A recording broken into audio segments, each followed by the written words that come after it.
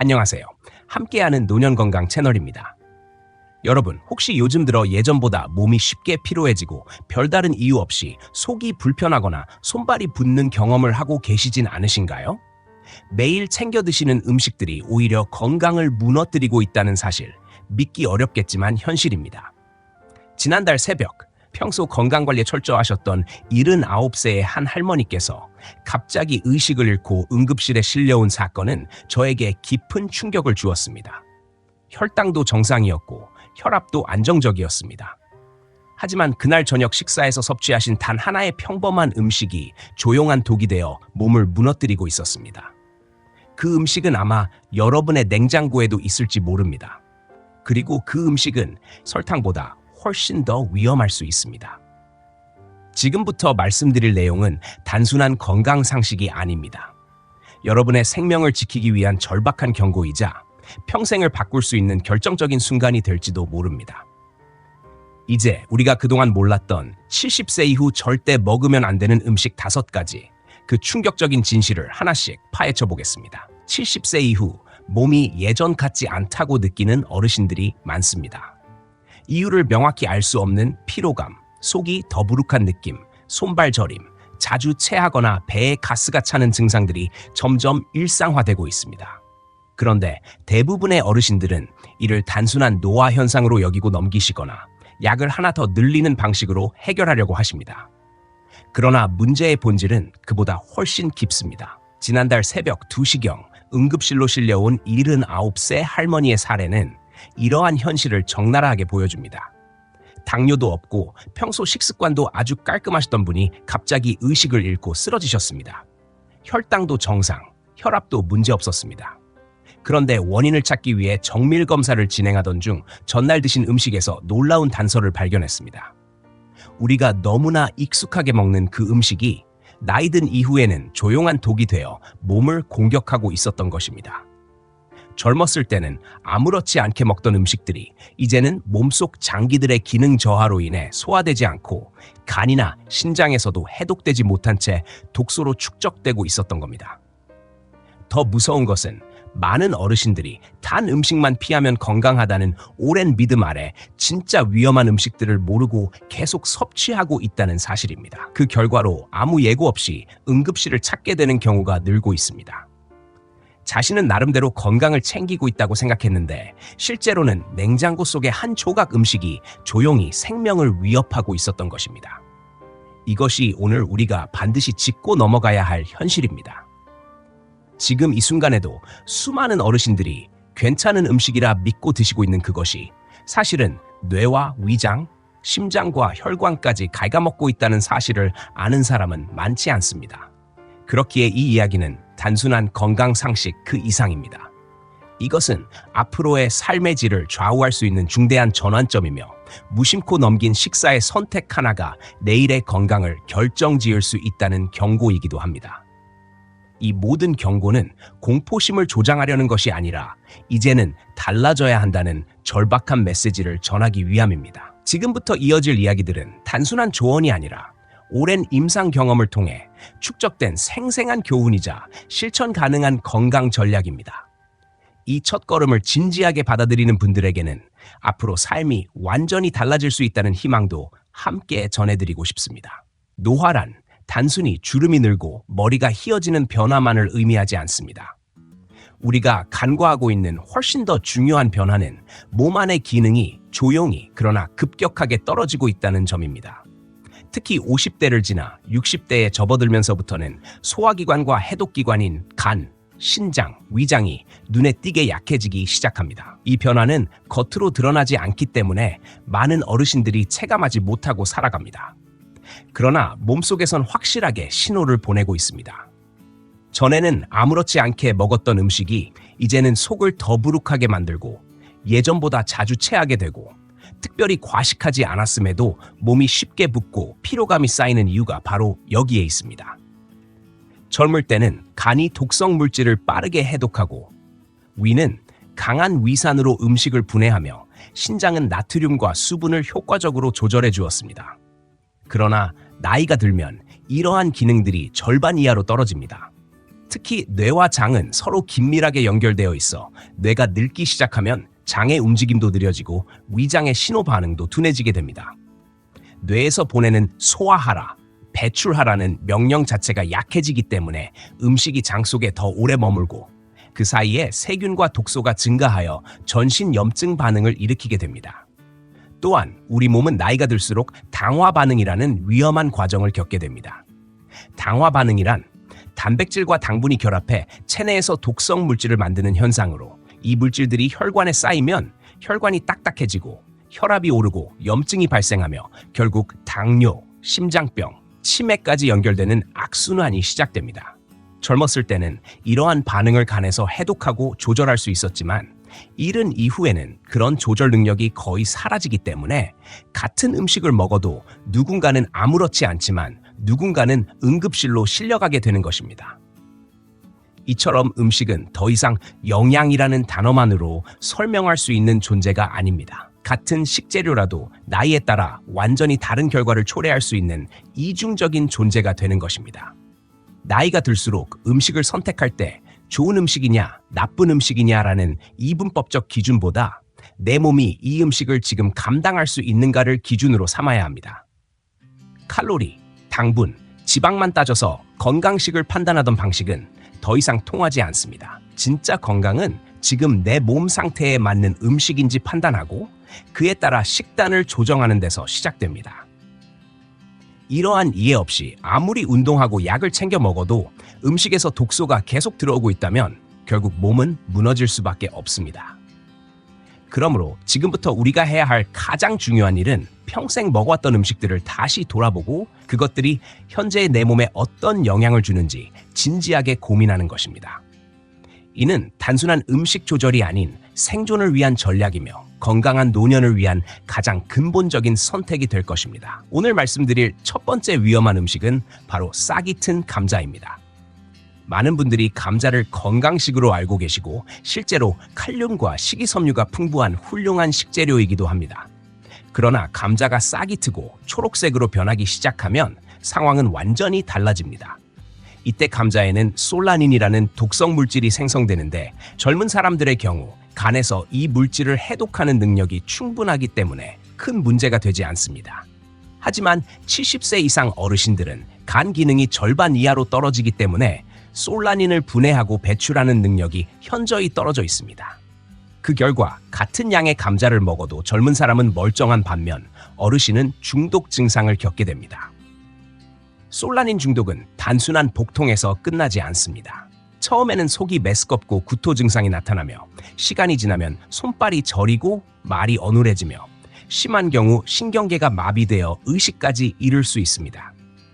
더 위험한 점은 이러한 증상이 감자를 먹고 몇 시간 뒤에 나타나기 때문에 원인을 감자로 의심하지 못하고 단순히 체했다고 여기고 넘기기 쉽다는 것입니다.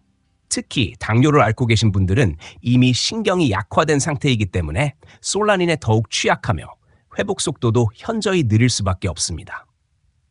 그렇다면 감자를 아예 먹지 말아야 할까요? 그렇지 않습니다. 문제는 감자 자체가 아니라 보관과 선별, 그리고 조리 방법입니다. 감자를 구입하실 땐 표면이 초록색으로 변해 있거나 싹이 난 것은 절대 고르지 마시고 이미 집에 있는 감자에서 싹이 났다면 아깝다고 생각하지 말고 과감히 버리는 것이 정답입니다. 또 감자는 햇빛을 받을수록 솔라닌 함량이 급격히 높아지기 때문에 반드시 서늘하고 어두운 곳에 보관해야 하며 가능하면 일주일 이내에 섭취하는 것이 좋습니다. 감자의 껍질을 벗길 때는 초록색이 보이는 부분은 조금이라도 남기지 말고 깊숙이 도려내야 하며 껍질을 그대로 먹는 습관은 이제는 피하셔야 합니다. 솔라닌은 껍질과 그 바로 아래층에 집중되어 있기 때문에 껍질째 섭취하는 것은 특히 고령자에게 매우 위험할 수 있습니다. 감자를 삶거나 찔 때는 한번 삶은 물을 버리고 새 물로 다시 조리하는 방식도 솔라닌을 줄이는 데 도움이 됩니다. 그러나 무엇보다 중요한 것은 애초에 좋은 감자를 고르는 습관을 들이는 것입니다. 단단하고 매끄러우며 싹이 전혀 나지 않은 감자를 선택하시고 조금이라도 의심스러운 부분이 있다면 그 감자는 선택하지 않는 것이 현명합니다. 70세 이후에는 음식을 고를 때마다 이것이 내 몸에 어떤 영향을 미칠 수 있을지를 먼저 고려해야 합니다. 싹이 튼 감자는 더 이상 식재료가 아니라 조용한 독이 될 수 있다는 점을 절대 잊지 마시기 바랍니다. 두 번째로 꼭 조심해야 할 음식은 바로 냉동 가공식품입니다.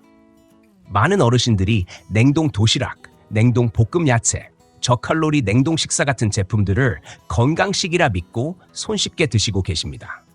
바쁘고 번거롭다는 이유로 혹은 혼자 식사하시는 경우 조리 없이 바로 먹을 수 있다는 편리함 때문에 선택하시지만 이 안에는 생각보다 훨씬 더 위험한 함정이 숨어 있습니다. 표면적으로는 칼로리가 낮고 지방이 적다고 되어 있지만 실제로는 나트륨 함량이 매우 높다는 사실을 아시는 분은 많지 않습니다. 냉동 도시락 하나에 들어있는 나트륨 양이 하루 권장량의 2배, 많게는 3배에 달하는 경우도 있습니다.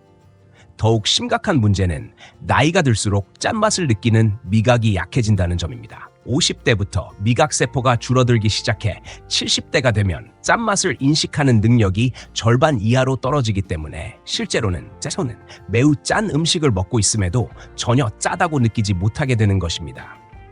이로 인해 어르신들은 자기도 모르는 사이에 매일 과도한 양의 나트륨을 섭취하게 되고 그 결과 혈관벽이 딱딱해지고 좁아지며 혈압이 상승하고 신장과 심장에도 큰 부담을 주게 됩니다. 특히 고혈압이나 당뇨를 이미 앓고 있는 분들에게는 이 같은 고나트륨 식습관이 더욱 치명적일 수밖에 없습니다. 혈압약을 드시면서도 냉동식품을 반복적으로 드시는 경우 약으로는 혈압을 낮추려 하면서 음식으로는 다시 올리는 악순환을 반복하고 있는 셈입니다. 그렇다고 냉동식품을 완전히 끊기 어렵다면 선택하는 기준을 반드시 바꿔야 합니다. 제품을 구매하기 전에 성분표를 꼼꼼히 확인하고 나트륨 함량이 500mg 이하인 제품을 고르는 것이 좋습니다. 저염이라는 표시가 있다고 해도 방심해서는 안 됩니다. 저염이라고 쓰여 있어도 일반 제품보다 조금 적을 뿐 여전히 고령자에게는 과도한 나트륨일 수 있기 때문입니다. 가장 좋은 방법은 직접 음식을 준비하는 것입니다. 주말에 시간 여유가 있을 때 야채와 반찬을 소분해서 냉동 보관해두고 고기는 조리 전에 간을 해서 먹는 것이 아니라 미리 간하지 않고 냉동한 후 필요할 때 소량의 천일염이나 마늘, 생강, 양파 같은 천연 향신료로 맛을 내는 방식이 더 건강합니다. 냉동식품을 드신 후에는 반드시 수분을 충분히 섭취해야 합니다. 하루에 최소한 1리터 반의 물을 나누어 마시는 습관은 몸속 나트륨을 배출하는 데 큰 도움이 됩니다. 또한 냉동식품을 먹은 다음 날은 짠 음식을 피하고 바나나, 토마토 같은 칼륨이 풍부한 과일이나 야채를 섭취하여 나트륨 배출을 촉진하는 것이 좋습니다. 하지만 근본적인 해결책은 결국 손수 만든 음식을 선택하는 데 있습니다. 조금 불편하더라도 나를 위한 음식, 나이에 맞는 음식, 내 몸이 감당할 수 있는 음식을 스스로 준비하는 것이 야말로 진정한 건강관리입니다. 냉동 가공식품은 한 끼의 편리함을 줄 수는 있어도 몸에는 평생의 부담이 될 수 있다는 점을 반드시 기억하시기 바랍니다. 세 번째로 조심해야 할 음식은 바로 생마늘입니다. 마늘은 오랜 세월 동안 건강식의 대표로 알려져 왔고 실제로도 혈압을 낮추고 면역력을 높이며 혈관 건강에 도움을 주는 뛰어난 식재료입니다. 그래서 많은 어르신들이 매일 아침 공복에 생마늘 한 쪽씩을 꾸준히 드시고 계십니다.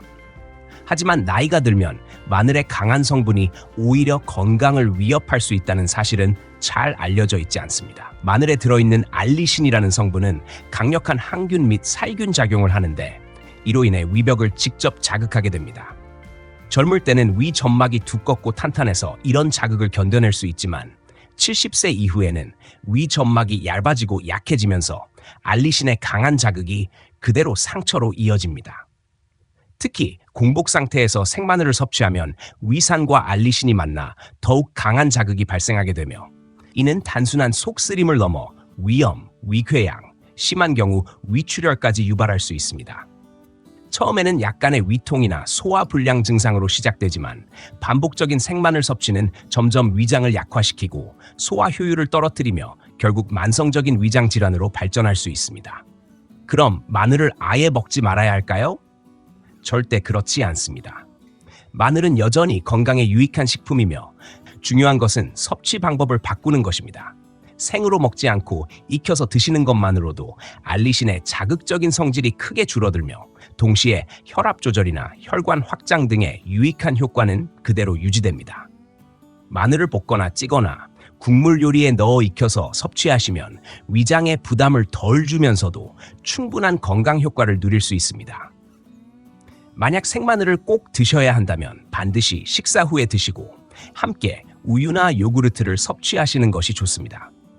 우유의 단백질이 위벽을 감싸고 보호해주는 역할을 하기 때문입니다. 또 하나 중요한 점은 양 조절입니다. 하루에 한쪽 마늘도 어르신들에게는 과할 수 있으며 반쪽 정도로도 충분한 효과를 볼 수 있습니다. 그리고 혈압약을 드시는 분들은 마늘 섭취에 특히 주의해야 합니다. 마늘 자체가 혈압을 낮추는 작용을 하기 때문에 약과 함께 복용할 경우 혈압이 과도하게 떨어질 위험이 있으며 그로 인해 어지러움, 무기력, 심한 경우 실신까지도 초래할 수 있습니다. 마늘의 건강 효과를 믿고 무조건 많이 섭취하는 것은 오히려 위험한 행동이며 개인의 상태에 따라 양과 섭취 방법을 조절하는 지혜가 필요합니다. 마늘 대신 생강, 양파, 대파 같은 천연 향신료를 활용하는 것도 좋은 대안입니다. 생강은 소화를 돕고 염증을 줄이는 데 탁월하며 양파는 혈관 건강에 긍정적인 영향을 줍니다. 다양한 향신료를 번갈아가며 사용하는 습관은 식단의 균형을 맞추고 위장에 대한 자극도 분산시킬 수 있습니다. 중요한 것은 나이가 들면 먹는 방식도 함께 달라져야 한다는 점입니다. 젊었을 때 아무렇지 않게 먹던 생마늘이 이제는 조용한 해악이 될 수 있다는 사실을 절대 잊지 마시기 바랍니다. 건강을 지키기 위한 음식이 오히려 건강을 해치는 도구로 바뀌지 않도록 지금 이 순간부터 섭취 방법을 점검하고 조절해 보시기 바랍니다. 네 번째로 반드시 조심해야 할 음식은 면류, 떡, 빵과 같이 뭉친 음식들입니다. 이 음식들은 많은 어르신들이 즐겨 드시는 간편식이며 부드럽고 소화가 잘 될 것 같다는 인식 때문에 오히려 자주 식탁에 오르게 됩니다. 그러나 실제로는 이러한 음식들이 고령자에게 큰 부담이 되는 이유가 명확히 존재합니다. 그 이유 중 가장 중요한 것은 침 분비량의 감소입니다.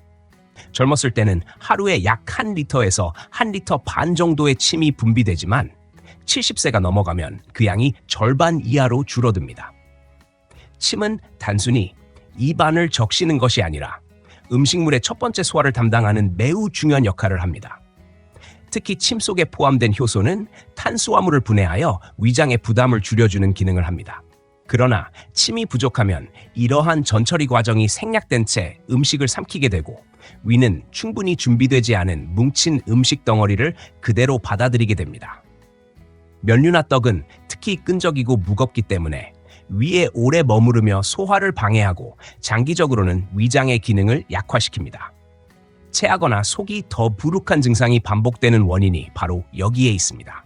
위장은 음식이 제대로 소화되지 않으면 위산을 과도하게 분비하게 되고 이로 인해 위산 역류나 위염이 발생하기도 하며 장시간 위에 남아있는 음식은 결국 장 운동에도 부정적인 영향을 줍니다.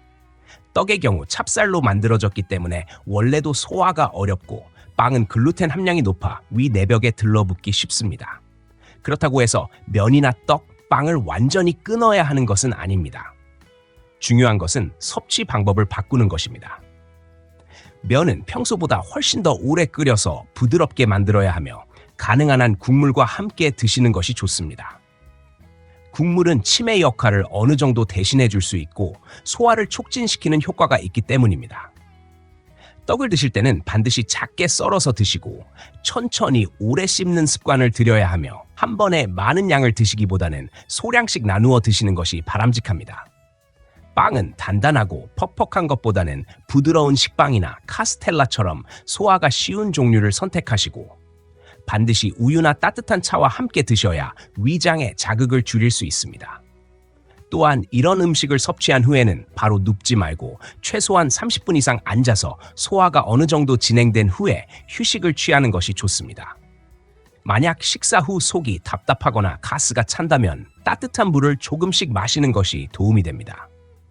궁극적으로는 이러한 뭉친 음식들 대신에 죽이나 수프 같은 부드러운 음식으로 식단을 구성하는 것이 이상적입니다.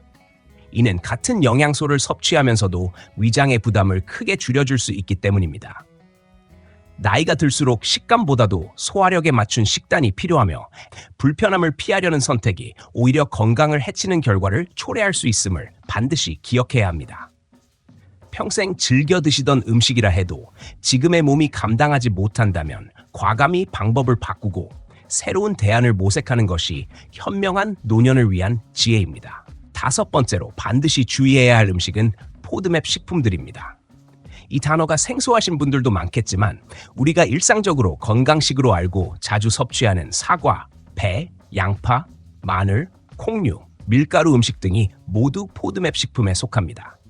포드맵이란 장에서 쉽게 발효되는 당류를 뜻하며 젊었을 때는 장내 효소와 미생물들이 이러한 당류를 잘 분해하고 흡수할 수 있기 때문에 큰 문제가 되지 않습니다. 하지만 70세 이후로는 장내 환경이 급격히 변하면서 이러한 당류를 소화하고 분해할 수 있는 효소들이 현저히 줄어듭니다. 그 결과 포드맵 성분이 포함된 음식을 섭취하면 장에서 분해되지 않고 발효되기 시작하며 다량의 가스를 생성하게 됩니다. 이로 인해 배에 가스가 차고 복부 팽만감, 설사, 복통 같은 증상이 반복되며 장내 압력이 높아져 전반적인 장 기능이 떨어지게 됩니다. 실제로 건강을 위해 사과를 하루에 1개씩 드시던 84세 박정자 할머니는 이유 없이 계속되는 설사와 복부 불편감에 시달리다가 포드맵 식품의 섭취를 중단한 후 일주일 만에 증상이 사라졌습니다. 이는 단순한 배탈이 아니라 장이 포드맵 당류를 더 이상 감당하지 못한다는 신호였던 것입니다. 더욱 위험한 점은 이러한 증상이 지속될 경우 탈수와 전해질 불균형으로 이어지고 그로 인해 어지러움, 무기력, 심장의 부담 증가 같은 전신적인 문제로 확산될 수 있다는 점입니다. 특히 심장이 약하신 분들에게는 가볍게 볼 수 없는 위험 요인입니다. 그렇다고 포드맵 식품을 모두 끊으라는 말은 아닙니다. 중요한 것은 섭취 방법과 양의 조절입니다. 예를 들어 사과는 껍질을 벗기고 작게 썰어 소량씩 천천히 드시는 것이 좋고 하루에 반 개 이하로 제한하는 것이 안전합니다. 양파나 마늘은 생으로 드시지 말고 반드시 충분히 익혀서 드셔야 하며 콩류는 하룻밤 이상 충분히 불린 후 삶은 물을 버리고 다시 새물로 삶는 과정을 거쳐야 당류의 함량을 줄일 수 있습니다. 밀가루 음식도 될 수 있으면 피하고 정섭취해야 한다면 소량만 드시는 것이 바람직합니다. 포드맵 식품을 드신 후 복부 팽만이나 설사 증상이 나타난다면 이는 내 장이 그 음식을 더 이상 받아들이지 못하고 있다는 분명한 신호이므로 즉시 섭취를 중단해야 합니다. 대신 쌀, 감자, 당근, 시금치처럼 소화가 쉽고 발효되지 않는 식재료로 식단을 구성하시는 것이 좋습니다. 포드맵 식품은 젊은 시절에는 몸에 이로웠던 음식일지 모르지만 노년기에는 장 기능의 변화로 인해 해로울 수 있으며 내 몸의 변화에 맞춰 음식의 종류와 섭취 방식을 유연하게 바꾸는 것이야말로 진정한 건강관리입니다. 평생 건강식이라 믿고 먹던 것이 이제는 독이 될 수 있다는 사실을 받아들이는 것, 그리고 과감히 조절하고 바꾸는 용기를 갖는 것이 야말로 건강한 노년의 첫걸음이 됩니다. 이제 우리가 반드시 이해해야 할 핵심적인 부분은 단순히 특정 음식 하나하나의 문제가 아니라 그 이면에 숨어있는 근본적인 생리적 변화와 연결고리입니다.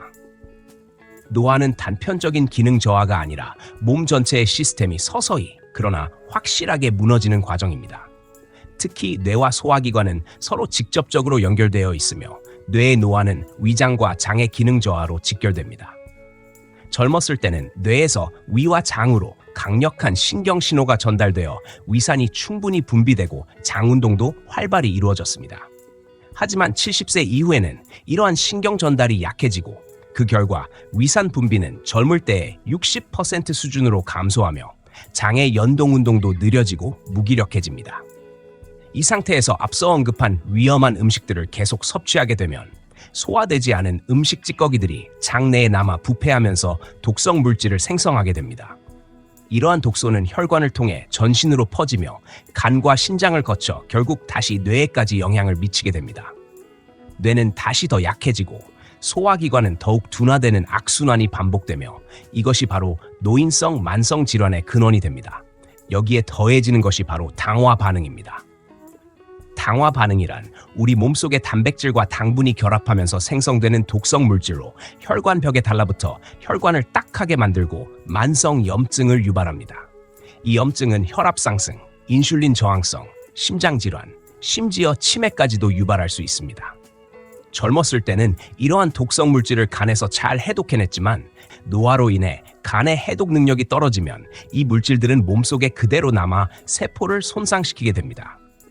더 무서운 점은 이 모든 과정이 하나하나 따로 일어나는 것이 아니라 서로 맞물려 순환 구조를 형성한다는 것입니다. 뇌가 약해지면 위장이 약해지고 위장이 약해지면 독소가 쌓이고 독소가 뇌를 다시 공격하는 이 순환 구조는 방치할수록 빠르게 악화됩니다. 그러므로 이 악순환의 고리를 끊기 위해서는 단순히 약에 의존해서는 안 됩니다. 가장 먼저 해야 할 일은 음식입니다. 잘못된 음식을 피하고 소화가 쉬운 음식으로 바꾸는 것만으로도 몸의 부담은 줄고 위장과 뇌는 회복의 기회를 갖게 됩니다. 결국 우리의 건강은 무엇을 먹느냐가 아니라 무엇을 먹지 않느냐에서 시작된다는 점을 명확히 인식해야 합니다. 지금까지 살아오며 아무 문제 없던 음식이 이제는 독이 되어 내 몸을 갉아먹고 있다는 사실을 받아들이는 순간부터 우리는 건강한 방향으로 나아갈 수 있습니다. 몸은 분명히 반응합니다. 올바른 음식을 주면 회복하고 잘못된 음식을 계속 주면 서서히 무너지는 것이 자연의 원리입니다. 그렇기에 이제는 질병을 치료하는 시대가 아니라 독을 제거하고 기능을 보존하는 시대라는 인식을 가지고 음식의 선택 하나하나를 내 생존과 직결된 결정으로 받아들여야 합니다. 지금 멈추지 않으면 회복의 기회는 더 이상 오지 않을 수도 있습니다. 이제까지 말씀드린 이론과 경고가 단순한 추측이나 과장이 아니라는 것을 보여주는 실제 사례를 소개해 드리겠습니다. 부산 해운대에 거주하는 77세 김철수 할아버지는 불과 반년 전까지만 해도 건강이 급격히 무너지는 위기에 직면해 있었습니다. 매일 아침 공복에 생마늘 2쪽을 드시고 점심과 저녁은 냉동 도시락으로 간단히 해결하셨으며 면류를 특히 좋아하셔서 라면이나 국수를 거의 매일 섭취하셨습니다. 주변에선 그렇게 부지런히 챙겨 드시니 건강하시겠다고 늘 했지만 정작 본인은 속이 쓰리고 가스가 차며 손발이 붓고 혈압이 오르는 증상에 시달리고 있었습니다. 병원을 수차례 방문했지만 명확한 원인은 나오지 않았고 약만 점점 늘어갈 뿐이었습니다. 그러던 중 가족의 권유로 식단을 근본부터 바꾸기로 결심하셨습니다. 첫 번째 변화는 생마늘을 완전히 끊고 마늘은 반드시 익혀서만 섭취하는 것으로 바꾼 것이었습니다. 두 번째는 냉동 가공식품을 모두 제거하고 직접 소량의 밑반찬을 만들어 냉장 보관하며 식사를 준비하기 시작하셨습니다. 주말마다 야채를 데쳐 소분하고 고기는 간을 하지 않은 상태로 냉동해두고 조리 직전에 조미료 없이 천연 재료로 맛을 내셨습니다. 세 번째는 면류 섭취 빈도를 주일에 한 번 이하로 줄이고 그마저도 부드럽게 오래 끓인 후 국물과 함께 드셨습니다. 네 번째 변화는 포드맵 식품의 대대적인 조정이었습니다. 사과 대신 바나나, 양파 대신 당근으로 대체하고 콩 종류는 완전히 끊고 대신 두부나 익힌 채소로 단백질을 보충하셨습니다. 식단 조정뿐 아니라 식사 시간에도 큰 변화가 있었습니다. 예전에는 저녁을 8시나 9시에 드시던 습관을 바꿔 오후 5시 반에 소화가 쉬운 죽이나 미음 위주로 드셨고 이후에는 물 이외에는 아무것도 드시지 않았습니다. 하루 물 섭취량도 의식적으로 조절하여 한 번에 많이 마시지 않고 하루에 1리터 반 정도를 나누어 마시는 습관을 들이셨습니다. 처음에는 불편하고 익숙하지 않았지만 놀라운 변화가 단 3달 만에 나타났습니다. 혈압이 20포인트 이상 내려가고 매일 괴롭히던 위스링과 복부 팽만 증상도 완전히 사라졌습니다. 특히 몸무게가 8kg이나 줄었는데 이는 지방이 아니라 몸에 쌓인 부기와 노폐물이 빠진 결과였습니다. 얼굴빛도 훨씬 밝아지고 늘 무기력하던 모습에서 벗어나 활기가 넘치게 되었습니다. 김철수 할아버지 본인도 놀랐고 가족들 역시 완전히 달라진 모습에 감탄했습니다. 특히 식사 시간과 음식의 종류만 바꾸었을 뿐인데 이처럼 극적인 변화가 가능했다는 사실이 많은 사람들에게 큰 울림을 주었습니다. 할아버지께서 강조하신 가장 중요한 메시지는 이겁니다. 약도 중요하지만 식단을 바꾸지 않으면 절대로 회복은 오지 않는다는 것입니다. 무엇을 끊고 무엇을 채워 넣느냐가 결국 몸의 흐름을 바꾸고 삶의 질을 바꾸고 하루의 기운을 바꾸는 근본이라는 것을 온몸으로 체험하신 것입니다. 이 사례는 단지 한 사람의 회복 이야기가 아니라 우리 모두가 지금 당장 실천할 수 있는 변화의 방향을 보여주는 살아있는 증거입니다. 늦었다고 생각하는 지금이야말로 변화의 가장 빠른 순간이며 진심으로 실천한다면 누구에게나 회복의 길은 열려 있다는 사실을 이 이야기를 통해 다시 한번 확인하실 수 있을 것입니다. 지금까지 말씀드린 5가지 위험한 음식과 그에 따른 몸의 반응, 그리고 실천을 통해 건강을 되찾은 사례까지 들으셨다면 이제 마지막으로 꼭 전해드리고 싶은 결론이 있습니다. 많은 어르신들이 건강 문제의 원인을 약이나 유전 혹은 단순한 노화로 돌리시지만 제가 40년 넘게 노인의학과에서 수천 명의 환자들을 직접 돌보며 내린 결론은 단 하나였습니다. 나이 든 이후의 건강 문제 중 80% 이상은 바로 음식에서 시작된다는 것입니다. 우리는 평생 동안 음식을 통해 살아가며 그 음식이 곧 우리 몸을 이루는 재료가 됩니다. 젊을 때 아무 문제 없던 음식이 70세 이후에는 도구로 작용할 수 있다는 사실을 인정하지 않으면 아무리 좋은 약을 먹고 아무리 정기 검진을 받아도 건강을 지킬 수 없습니다. 지금 냉장고를 열어보시기 바랍니다. 싹이 튼 감자가 보인다면 그것은 조용한 독입니다. 냉동 도시락이 가득하다면 그것은 나트륨 폭탄입니다. 아침마다 공복에 생마늘을 드시고 계신다면 그것은 위벽을 갉아먹는 칼날입니다. 매일 면이나 떡, 빵 같은 뭉친 음식을 편하게 드시고 계시다면 위장이 이미 지쳐 쓰러지고 있다는 신호입니다. 사과와 양파, 콩이 건강식이라 믿고 드시고 계시다면 지금 내 장이 그 음식을 감당할 수 있는 상태인지 되돌아보셔야 합니다. 그러므로 지금 이 순간부터 달라져야 합니다. 위험한 음식을 제거하고 그 자리에 내 몸에 맞는 부드럽고 소화가 쉬운 음식들로 채우셔야 합니다. 잘 익힌 채소, 부드러운 생선, 국물 있는 죽과 미음은 70세 이후의 몸에 가장 잘 맞는 최고의 보약입니다. 식사 시간도 중요합니다. 저녁은 가능한 한 오후 6시 이전에 마치고 잠자리에 들기 3시간 전부터는 아무것도 드시지 마시기 바랍니다. 위장은 밤이 되면 기능이 더 약해지기 때문에 늦은 식사는 곧 만성 염증의 시작이 됩니다. 하루 물 섭취량은 1리터 반 정도가 적당하며 한 번에 많이 마시기보다 조금씩 나누어 자주 마시는 것이 좋습니다. 이 모든 실천은 단순한 건강관리가 아니라 내 몸을 다시 세우는 정비 작업입니다. 처음에는 불편하고 어색하실 수 있습니다. 평생 먹어왔던 방식을 바꾼다는 것은 결코 쉬운 일이 아닙니다. 하지만 꾸준히 실천하신다면 3개월 후 분명한 변화를 느끼실 수 있을 것입니다. 그리고 이 변화는 단순히 수치의 개선이 아니라 일상의 에너지와 표정, 활력으로 나타납니다. 저는 75세가 되어서야 이 진실을 뼈저리게 깨달았습니다. 더 일찍 알았다면 더 많은 분들을 도울 수 있었을 텐데 하는 아쉬움이 큽니다. 그래서 지금이라도 이 메시지를 전하고자 하는 것입니다. 여러분도 충분히 변화할 수 있습니다. 포기하지 마시고 오늘부터 단 하나라도 실천해 보십시오. 냉장고에서 싹이 튼 감자 하나를 버리는 것으로 시작하셔도 좋습니다. 그리고 이 소중한 정보를 주변 어르신들과 나누어 주십시오. 함께 변화하고 함께 건강한 노년을 맞이하실 수 있습니다. 여러분의 건강한 삶을 진심으로 응원하며 이 메시지가 단순한 정보가 아닌 새로운 삶의 출발점이 되기를 바랍니다. 지금까지 함께 해주셔서 감사합니다. 여러분의 건강한 노년을 위해 함께하는 노년 건강이 항상 곁에 있겠습니다. 좋아요와 구독 부탁드리며 다음 영상에서 또 뵙겠습니다.